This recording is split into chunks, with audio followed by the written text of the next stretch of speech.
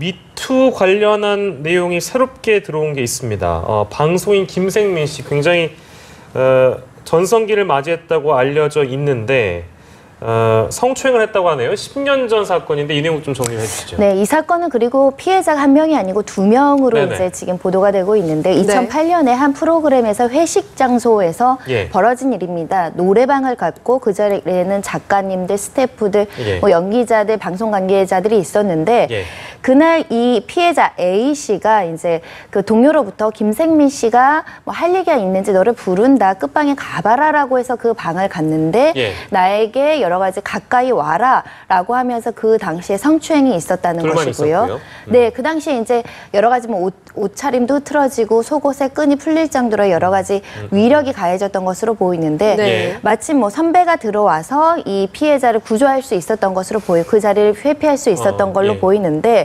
이게 2008년도입니다. 이 피해자는 이 사실을 그 선배에게도 알리고 메인 작가님에게도 알리고 그래서 회사 차원에서 방송국 차원에서 적절한 조치가 있었으면 좋겠다라는 의사를 전달했음에도 불구하고 그렇게 되지 않았다는 것이고요.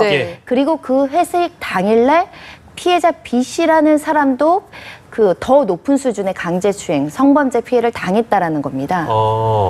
네, 그런데 그래요? 이제 지금 김생민 씨가 이제 시인을 하면서 사죄를 했다고 말을 했습니다. 그런데 이제 10년 전에 일어난 일인데 이제 와서 이렇게 뒤늦은 사과를 하는 것에 대해서 굉장히 비난이 일고 있는데 어떻게 그렇습니다. 봐야 될까요? 피해자 B 씨한테는 그 당시에 사과를 했다는 거고요. 지금 이 문제를 제기한 피해자 A 씨한테는 그 당시에는 사과조차 하지 않았고 요 근래 이제 언론이 취재가 되고 언론인과 같이 동석한 자리에서 그나마 10년 뒤늦게 사과를 하고 용서를 구한다라고 얘기를 했다는 것인데 문제는 피해자로서는 진정성을 느끼기 어렵고 특히 10년 동안 자신은 오히려 자신이 그 방송 프로그램에서 배제돼서 일을 못하는 상황인데 반면에 김생민 씨는 방송을 활동을 하면서 자기 어떤 커리어를 쌓아가는 그 2차적인 피해 더군다나 방송국에서도 적절한 그 처리가 없었던 부분에 대해서 굉장히 억울해하고 있는 심정이기 때문에 그 뒤늦은 사과는 거의 무의미하지 않을까 생각이 듭니다.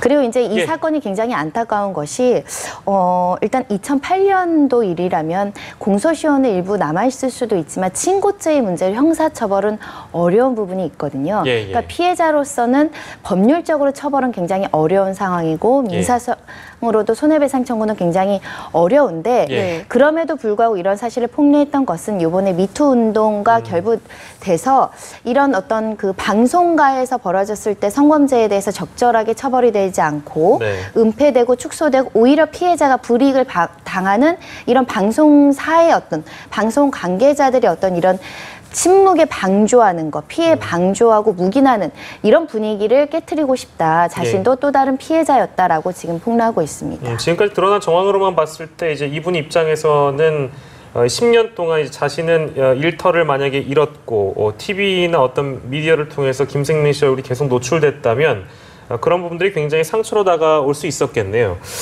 근데 이 당시 프로그램 진행하던 제작진이 사건을 은폐하고 축소하려 했다 이런 얘기도 있나요? 일단은 그 사건에 대해서 분명히 나는 성범죄 피해를 당했다라고 얘기했는데 두 명 중에 한 건만 위에 보고가 됐다는 것이고요. 그래서 담당 PD, 메인 PD가 그 B 씨에 대해서는 사과를 하라고 하면서 피해 사건 한 건을 누락시킨 거 아니냐는 이야기가 있고 특히 이제 피해자 A 씨는 이런 성범죄를 저지른 사람은 방송에 나오면 안 되니 배제해달라는 요청을 했는데 오히려 관련자들 입에서 방송이라는 것은 스태프가 나가면 나갔지 이런 일로 연예인을 나가게 할 수 없다라고 이제 그렇게 그 처리를 하다 보니 피해자를 보호하는 것보다는 오히려 가해자의 어떤 그 생명이나 일을 더 이렇게 유지시켜주는 어떤 부적절한 처신이 있었다.